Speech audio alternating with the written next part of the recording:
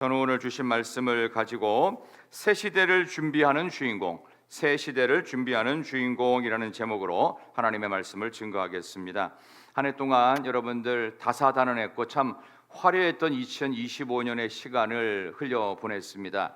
2026년에는 좀 뭔가 나아질까 여러 가지 기대감도 있고 걱정도 있고 염려도 있고 때로는 답답하고 막막하기도 하고 생각이 아마 많으실 거라고 생각하는데, 그래서 아마 11월 말부터는 새해에 대한 어떤 예측서, 전망, 경제는 어떻고 사회는 어떻고 뭐 여러 가지 정치는 어떻고 뭐 우리 종교적인 영역인 영성적인 건 어떻고 뭐 많은 예측서가 있어요.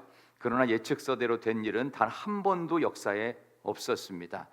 우리의 예측과 우리의 분석과 연구대로 되지 아니하고 하나님의 인도하심대로 되는 줄로 믿습니다. 그런 점에서 우리는 오늘 느헤미야 1장의 이 말씀을 제가 1월부터 3월까지 원래 설교하려고 미리 준비했던 본문입니다. 그래서 느헤미야를 통해서 무너졌던, 재건되어져야 되고 황폐화된 예루살렘 성이 재건되듯이 올 한 해 여러분들이 갖고 있었던 답답하고 후회스럽고 이건 망했다, 이건 내가 잘못했다, 너무너무나 답답했던 시간들을 다 뒤로하고 황폐했던 우리의 2025년이 2026년에는 재건되는 은혜가 있기를 진심으로 소망합니다. 어떤 농장에 일 잘하는 노새 한 마리가 있었습니다. 그래서 주인이 너무 기특해가지고 이 녀석을 이제 창고에다가 집어넣으면서 건초더미들을 많이 집어넣고 마음대로 먹으라고 그랬어요. 며칠 지나가지고 다시 창고 문을 열었습니다. 근데 이 노새가 죽어 있는 거예요. 왜 죽었는 줄 아십니까? 이 많은 거를 먹으라고 했는데 이쪽 걸 먹어야 될지 저쪽 걸 먹어야 될지 머뭇거리다가 굶어 죽었다는 거예요. 우스갯소리이긴 하지만 의미가 있어요. 우리가 올 한 해 보내면서 아직도 2025년 지나가고 보내야 될 이 과거에 꽁꽁 묶여서 두리번거리고 뭘 할까, 이거 할까 말까, 할까 말까 고민하다가 주저하면서 아무것도 못한 일이 혹시 있지는 않으십니까? 그런 점에서 내년을 향한 우리의 마음은 새로운 것을, 특별히 새 시대를 준비하는 주인공들 여러분 되시기를 소망합니다. 미국 맨해튼에 가면요, 거기 뉴욕 맨해튼에 가면 에이즈 환자 돌봄 서비스 센터가 있습니다. 그 벽면에 여러 개의 포스터가 걸려 있는데 주제는 딱 하나였어요. 인생이란 무엇인가? 1번 포스터부터 20번 포스터까지 20장의 포스터에 이렇게 돼 있다고 합니다. 인생은 기회입니다. 인생은 아름다움입니다. 인생은 축복입니다. 꿈입니다. 도전입니다. 사랑입니다. 신비입니다. 노래입니다. 인생은 참 값진 것입니다. 그러다가 맨 마지막 20번째 포스터를 딱 보면 이렇게 돼 있어요. 인생은 new start. Life is new start. 인생은 새로운 시작이다. 여러분 오늘 하루도 12월 28일 24시간의 선물을 받으셨습니다. 그래서 안 죽고 여기 와 계신 거예요. 그렇죠? 여러분의 심장은 여러분 스스로 뛴다고 생각하시죠? 아니요, 하나님이 뛰게 하시는 겁니다. 어느 순간 멈추면 여러분 그 자리에서 천국 빨리 가셔야 돼요. 그런데 우리의 심장을 오늘도 뛰게 하셨다는 것은 이 하루도 하나님께서 주관하고 계시고 하나님이 역사하고 계시고 하나님이 살아 숨쉬어서 우리의 진짜 하나님이 되신 줄 믿습니다. 하나님께서 우리에게 오늘도 새로운 시작의 날을 주신 줄 믿습니다. 그런 점에서 올 한 해를 아름답게 이제 남겨진 3일의 시간을 보내시고 목요일부터 새로운 2026년 1월 시작할 때 여러분의 마음속에 하나님이 준비하신 영성과 은혜로 오늘 느헤미야의 말씀을 받으시기를 진심으로 소망합니다. 새해에는 그런 점에서 여러 가지 결심이 여러분들 스스로도 아마 하실 거라고 생각이 드는데 저는 목회자로서 이렇게 권면을 드리고 싶습니다. 새해에는요, 여러분 모두가 성경 말씀을 통해서 반드시 응답받을 준비를 하시기를 소망합니다. 그러기 위해서 여러분들 성경책을 이제 좀 펼쳐서 읽으세요. 별로 아멘이 안 나오는 것은 사실은 이제부터 벌써부터 부담이 팍 든다. 목사님 설교나 재밌게 해주세요. 이렇게 하시는 분들인데 이제 어떻게 해요? 여러분 스스로 성경을 펼치셔야 됩니다. 중요한 겁니다. 또 하나는요, 하나님과 기도할 시간을 빼놓으시기를 소망합니다. 새벽 기도에 열심 못 냈던 분들은 어떻게 해야 돼요? 새벽 기도에 더욱 열심 내시기를 소망합니다. 새벽에 나는 2시간 이상 운전을 하고 와야 됩니다 라는 분들만 빼드릴게요. 그런 분들만, 왕복 나는 2시간 걸립니다. 그런 분들만 빼드릴게요. 그 외의 분들은 얼마든지 오실 수가 있습니다. 그래서 아멘이 고민되십니까? 고민하지 말아야 될 걸 고민하는 것을 불신앙이라고 합니다. 여러분들 스스로 고민하지 마십시오. 나오겠다라고 아멘을 한번 하시면 그 다음에 되는 일이 있습니다. 그럼 여러분 죽을 병 생기면 그때 새벽에 나올 거예요? 아예 못 나와요. 그땐 중환자실에 누워 있어야 돼요. 나와야 될 거 아니에요. 기도할 시간을 빼놓으셔서 하나님과의 만남이 있기를 축원합니다. 그 다음에 세 번째는요, 예배일을 위해서 여러분들이 생명 걸 준비를 하십시오. 이 세 가지입니다. 첫 번째 성경, 두 번째 기도, 세 번째 예배. 이거에 집중했는데 믿음이 안 자랐다? 저한테 개인적으로 오십시오. 그럼 문제가 있는 거예요. 그럴 땐 제가 특별 교육을 시켜드리겠습니다. 성경과 기도와 예배에 집중하지 않는데 인생이 안 바뀐다? 말도 안 되는 소리입니다. 딴 데 관심 가졌겠지요. 엉뚱한 얘기나 들었겠지요. 은혜 받고 나서 이상한 얘기 들었겠지요. 그러면 안 된다. 내년부터 저는 여기에 대해서 엄정하고 철저하게 갈 것입니다. 특별히 항존 직분자들 잊지 마십시오. 여러분들이 예배 나오는 거에 대한 기본적인 원칙이 언제부터인지 아시죠? 세례 받을 때부터입니다. 세례 받은 신자의 첫 번째 의무가 뭐예요? 공예배 참석 의무. 공예배는 뭐예요? 우리 헌법에 나와 있어요. 주일 예배, 오후 찬양 예배, 새벽 기도회, 3일 기도회, 금요 기도회입니다. 이거 다 해요. 그러면 여러분들 그 중에서 한 10번 돼요, 우리 교회. 그러면 그 중에서 주일 11시 예배 딱 한 번 참석하면요 10분의 1이에요. 믿음이 10분의 1밖에 안 자라는 거예요. 그렇죠. 10분의 9는 어디가 있어요? 세상에. 믿음이 자랄 수가 없잖아요. 그렇죠. 평소에 10번 만났던 사랑하는 사람이 있어요. 근데 한 번만 만나요. 그럼 관계가 서먹서먹해집니다. 대화가 안 되는 이유는 뭔지 아십니까? 안 만나서 그래요. 자꾸 만나잖아요. 만나도 또 얘기하고 싶고, 헤어지면 집에 가서 전화로 또 얘기하고 싶고, 나중에 진짜 만나서 제대로 얘기하자, 이렇게 되는 거 아니에요. 그러니까 하나님과의 만남이 서먹서먹해지고 일주일에 10분의 1밖에 하나님께 집중 안 하는데 어떻게 믿음이 자라겠냐 이거죠. 벌써 아멘이 안 나오는 걸 보니까 여러분들이 별로 동의 안 하시는 것 같은데 어쩔 수 없어요. 저는 그대로 끌고 갈 거니까 따라오셔야 됩니다. 특별히 새 시대를 준비하는 새로운 역사, 새로운 도전의 기적의 주인공이 되기를 소망하는 이스라엘 백성들에게 오늘 하나님은 준비된 한 사람을 보여주십니다. 그게 바로 느헤미야라는 사람입니다. 여러분, 느헤미야라는 사람이 살던 시대는요, 페르시아가 온 나라에, 온 세상의 정권을 잡고 있던 때, 이 이스라엘이라는 땅은 여러분 아시는 것처럼 지중해를 끼고서 아프리카와 유럽과 서유럽의 정중앙에 위치하고 있어요. 그러니까 이스라엘은 전 세계의 중심이라고 해도 과언이 아닐 정도입니다. 그 정도로 하나님께서 이스라엘을 중심으로 패권 장악의 강렬한 그 제국들이 나섰는데, 여러분이 잘 아는 아수르 제국, 바벨론 제국, 오늘 느헤미야 당시는 페르시아 제국입니다. 이 페르시아의 후예들이 지금의 아리안족이라고 하는 이란입니다. 이 사람들이 페르시아의 영광을 회복하자 이래가지고 지금도 이란 사람들이 자존심이 무척 셉니다. 그런 게 있어요, 역사적으로. 자, 그런데 여기서 하나님께서 이들을 바벨론 포로로 가게 하셨다가 페르시아에게 바벨론이 망합니다. 그리고 페르시아 정권이 된 거예요. 거기서 태어났던, 쉽게 말하면 이민 3세대, 그 사람이 여기 나오는 느헤미야입니다. 느헤미야라는 말의 뜻은 뭐냐? 하나님이 위로하신다. 다시 한번 따라갑시다. 하나님이 위로하신다. 하나님이 위로하신다. 누가 위로해요? 사람의 위로가 아니에요. 돈의 위로가 아니에요. 금융 치료받는 게 아니에요. 하나님의 위로예요. 위로부터 능력이 임해야 진짜 위로예요. 그러니까 우리가 어느 정도 이렇게 월급이 좀 많아진다, 좋겠지요. 더욱 건강해진다, 얼마나 좋겠어요. 여러 가지로 많은 사람들이 나와 잘 지낸다, 좋겠지요. 근데 하나님과 관계가 불편하면 바로 지옥이나 가는 거예요.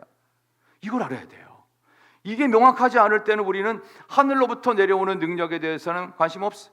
그리고 어떻게 되는 거예요? 세상적인 게 너무 좋아. 돈도 많고 건강하고 좋은 사람도 있고 어디 놀러 가고 얼마나 재밌어요. 말은 경산유수인데 하나님과의 관계에서는 애매해지는 거예요. 이러면 안 된다는 얘기입니다. 근데 느헤미야라는 사람이 하나님께서 준비한 사람이었어요. 백성을 위로하는데 하나님께서 위로하신다. 하나님의 위로를 전했던 사람이 바로 느헤미야였다는 사실을 여러분들이 기억하면서 내년 1월, 2월, 3월 주일 오전 예배 때 1장부터 13장까지 매주 한 장씩 강해하면서 제가 말씀을 준비했어요. 미리 다 준비 다 끝났어요 벌써. 그래서 이 준비된 말씀에서 오늘은 기본적으로 소개만 해드리는 거예요.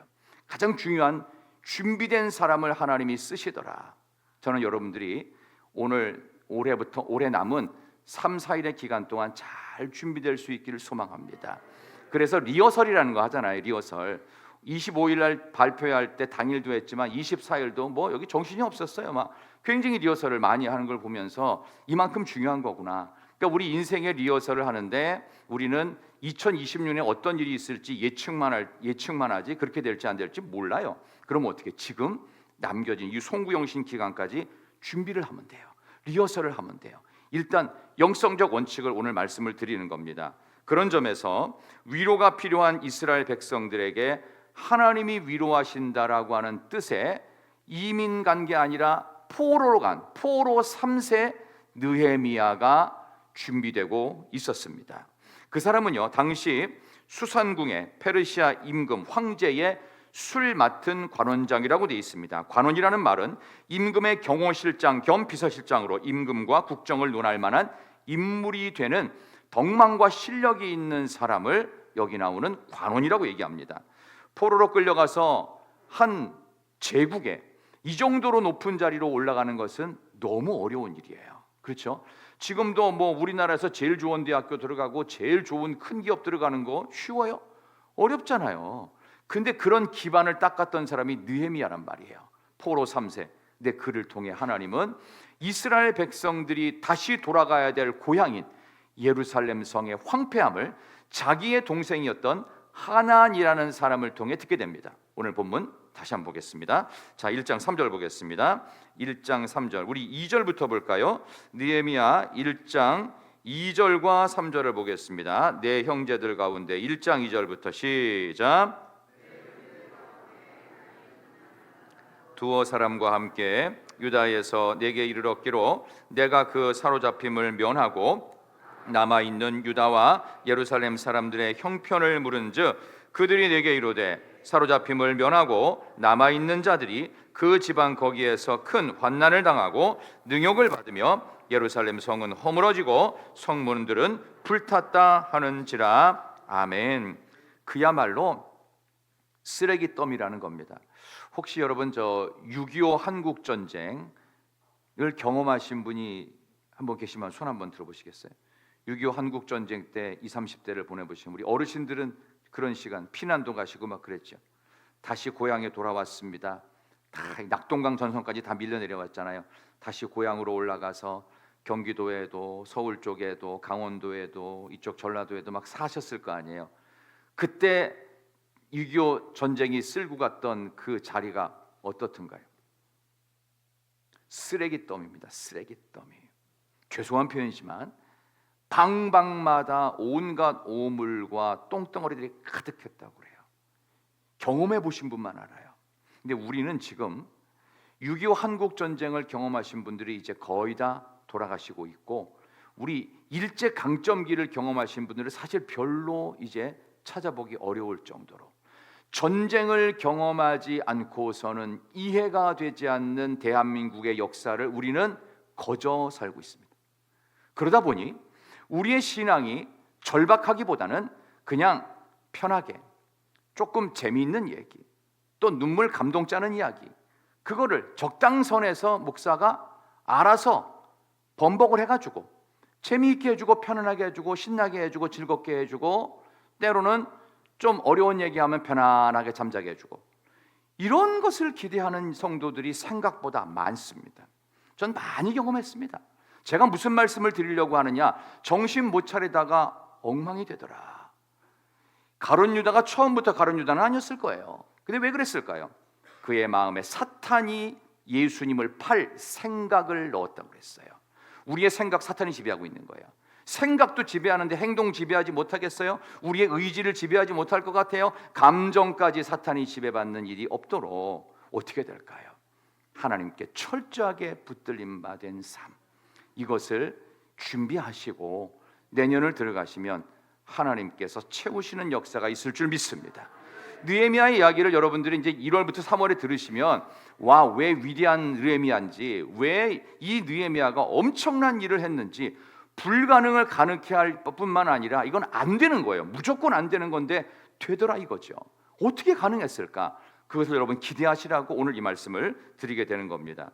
그에 대한 설명은 뭐 그렇게 길지 않습니다. 이게 답니다. 느헤미야에 대해서는. 그런데 하나님께서는 그를 사용하시기 위해서 준비를 시키셨다는 게 중요합니다. 그게 뭐냐? 오늘 여러분들이 아까 읽었죠?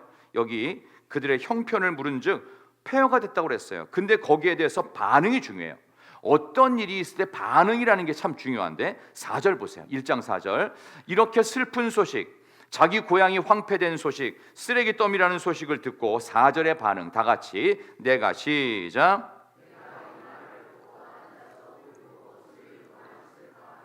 하늘의 하나님 앞에 금식하며 기도하여 아멘.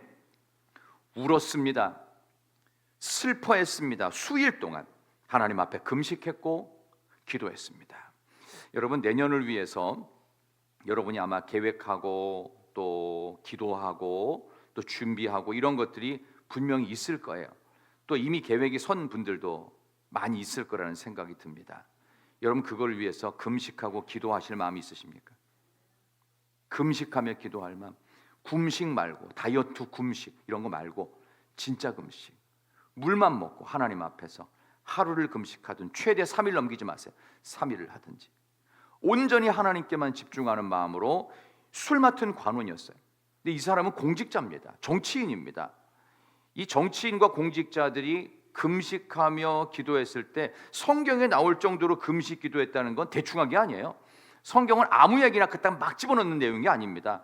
그 많은 인류 역사를 어떻게 다 집어넣겠어요? 선택 역사, 반드시 기억할 만한 것만 집어넣었어요. 그렇다면 이 금식은 제대로 된 금식, 철저한 금식. 하나님 앞에서 울었다고 그랬잖아요. 슬퍼했다고 그랬잖아요. 철저하게 통곡하고 자복했다. 그 정도로 하나님 앞에 눈물로 매달렸던 그의 반응을 봅니다. 여러분 어떻습니까? 여러분의 신앙생활이 조금 불편하고 좀 안 될 때 금식하며 매달리며 하나님 앞에 나오십니까? 아니면 편지어서 그런 사람들 만드십니까? 솔직히 말해보세요. 저도 그래요. 나도 내 편 들어주는 사람이 주변에 많이 깔렸으면 좋겠더라고요. 이걸 정치라고 합니다. 교회에서 정치 절대 하지 마십시오. 앞으로는 어떤 일에서 용납 안 할 겁니다. 제가 서울에서 정치를 많이 했어요. 알아요. 그 방식과 흐름과 내용들이 얼마나 문제가 심각하고 어떤 스타일과 어떤 흐름과 어떤 루틴으로 가는 것까지 저는 알고 있어요. 그 길을. 그렇기 때문에 말을 안 하는 거예요.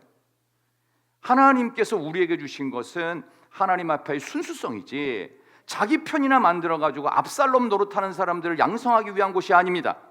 기억하셔야 됩니다. 오늘 느헤미야가 그래? 안 되겠다. 여기 살던 놈들이 어떤 놈들이야?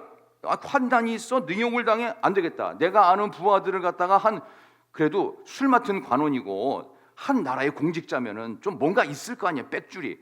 그런 놈들 보내가지고 말 안 듣는 놈들 좀 혼줄도 내주고 얼마든지 이럴 수 있는 고대 사회라고요. 근데 그거를 안 해요.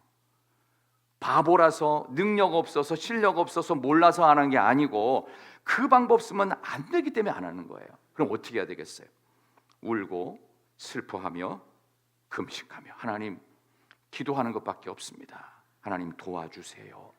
우리가 이 방법을 써야 되겠다. 하나님이 오늘 이 방법을 우리에게 가르쳐 주셨으니 하나님 나는 할 수 없지만 나는 이 크고 심각한 문제 앞에서 내 힘과 능력으로 인간적인 방법을 구할 수 있으나 그 방법을 포기하겠습니다. 눈물로 금식으로 하나님께 나아갔던 느헤미야의 모습이 우리의 모습이 되기를 진심으로 소망합니다. 목숨 바쳐서 이 나라 대한민국을 지키고 나라를 사랑했던 세대들이 많이 사라졌습니다. 모든 애국자가 그리스도인은 아닙니다. 그러나 그리스도인은 애국자가 되어야 합니다. 아주 유명한 말입니다. 나라 사랑, 그 자리를 지켜야 될 사람은 이 땅에 그리스도인밖에 없다는 사실을 기억하십시오. 엉뚱한 이데올로기 얘기하면서 편가르기도 하실 것 없습니다. 정치인들은 선당 후사 하시면 안 되고요. 선국 후당을 해야 됩니다. 나라를 먼저 생각할 수 있어야 됩니다. 최소한 리더라면, 위정자라면 나라를 먼저 생각하면서 그 다음에 개인의 유익을 맨 뒤로 빼야 돼요. 근데 이 정당이라고 하는 게 뭐예요? 정권 획득, 권력 획득이 목적이잖아요. 사회 시간에 배웠잖아요. 근데 이게 자기만을 위한 권력이니까 문제가 되는 거예요. 국민들을 위한 권력이 되어야 되죠. 이 시간 울며 통곡하며 기도로 금식으로 하나님을 불렀던 느헤미야 같은 사람을 우리 중에도 찾아가시고 찾기를 원하십니다. 한 인물의 크기는 그 사람이 무엇에 관심을 두고 그 사람의 기도가 어떤 내용인지를 들으면 알 수가 있습니다.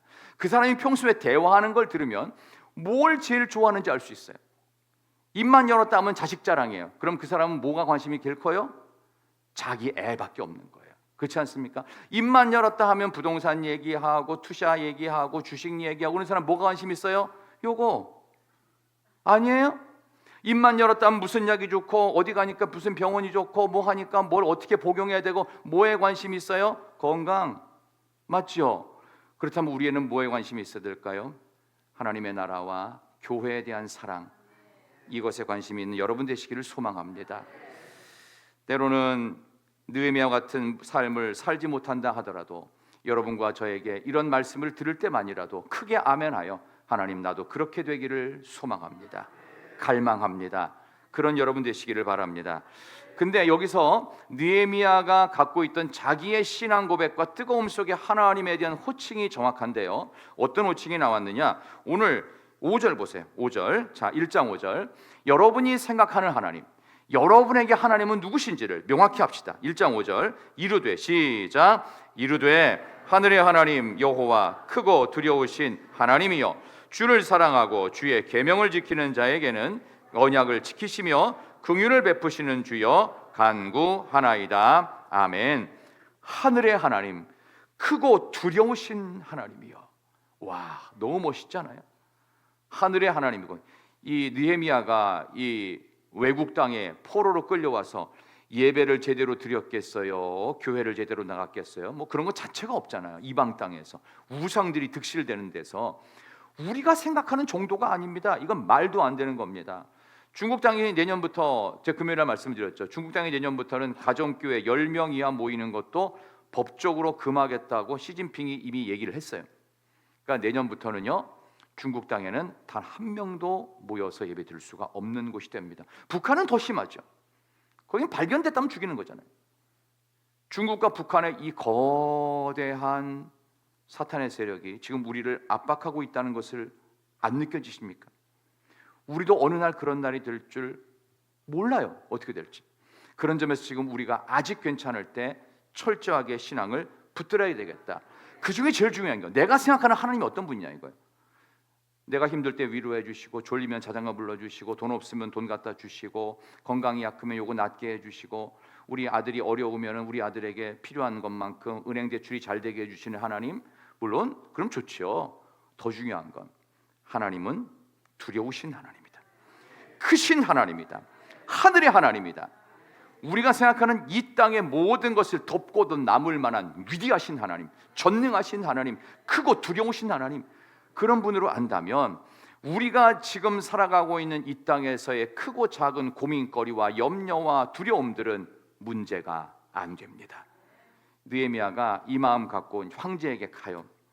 근데 2장 17절 보시겠어요? 2장 17절. 오늘 본문 말씀 우리가 읽었죠? 2장 17절. 자, 2장 17절 한번 다 같이 읽습니다. 후에 그들에게 시작. 후에 그들에게 이르기를 우리가 당한 곤경은 너희도 보고 있는 바라. 예루살렘이 황폐하고 성문이 불탔으니 자 예루살렘 성을 건축하여 다시 수치를 당하지 말자 하고 아멘. 이거는 이미 페르시아 왕의 허락을 받아서 왔을 때인데 중간에 어려움이 없이 조서를 받아가지고 또 자본도 갖고 와 돈도 갖고 왔어요. 근데 밤에 가서 시찰을 해보니까 생각했던 것보다 더 엉망인 거예요. 이건 뭐 하나부터 열까지 다 문제예요. 전부 다 다시 해야 되는 거예요. 이건 없다 생각하고 완전히 빈 공간에 새로운 것을 만들어야 되는 그런 상황이다 보니 여기에서 살고 있던 이 사람들이 얼마나 힘들었을지가 이제 느낌이 팍 오는 거예요. 내 눈으로 보는 거예요.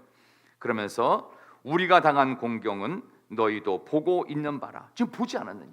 완전 쓰레기 더미, 완전 황무하지 않았느냐? 예루살렘은 황폐했고 성문이 불탔어요.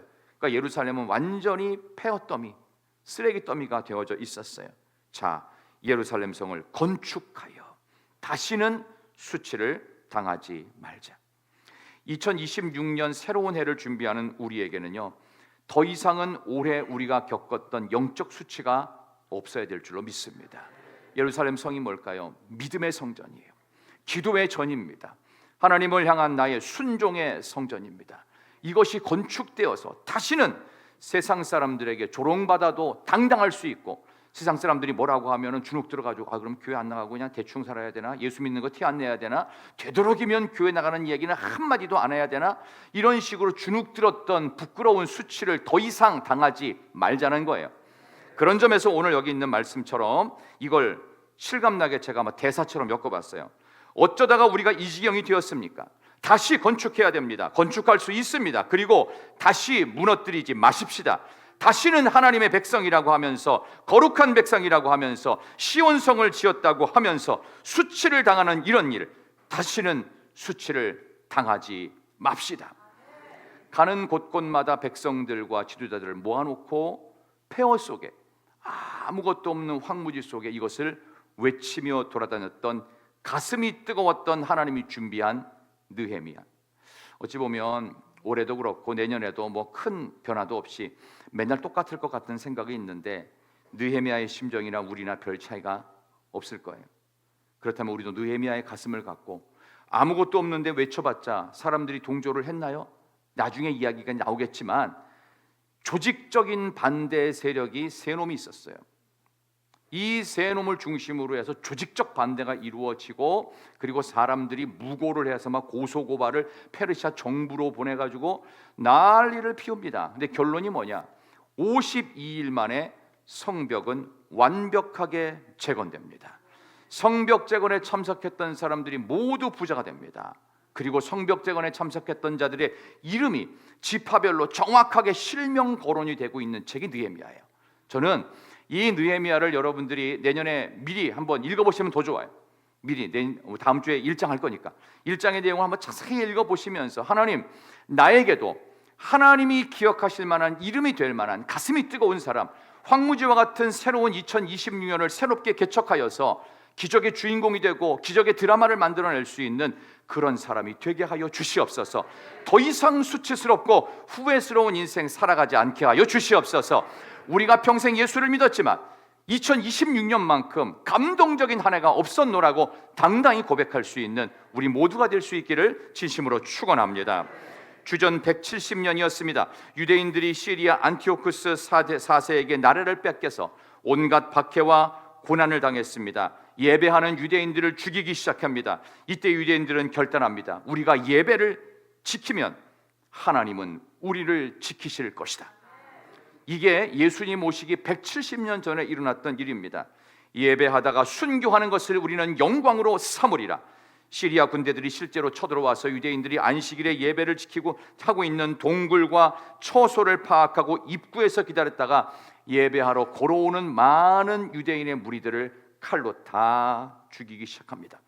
동굴 문 앞은 피바다가 되기 시작했습니다. 실제 역사에 나오는 이야기입니다. 그때 죽이던 이 시리아 군사들이 오는 것을 멈추지 않고 계속 죽어나가니까 그때 이렇게 말합니다. 죄송합니다. 그때 그 표현 그대로 할게요. 이런 미친놈들아, 제발 숨어서 예배 드리라고. 숨어서, 들키지 말고. 죽이는 것도 한도 끝도 없이 죽여야 되는 거예요. 이런 일들이 있었어요. 주전 170년에. 그때 죽어가던 예배자들은 동일하게 고백했습니다. 참된 신앙은 미친 짓을 하는 것이다. 살아있는 종교는 미친 짓을 두려워하지 않는 것이다. 하나님이 사랑에 미치지 않고서야 어찌 메시아를 보내주실 수 있다는 말인가? 우리가 새겨 들어야 될 말입니다.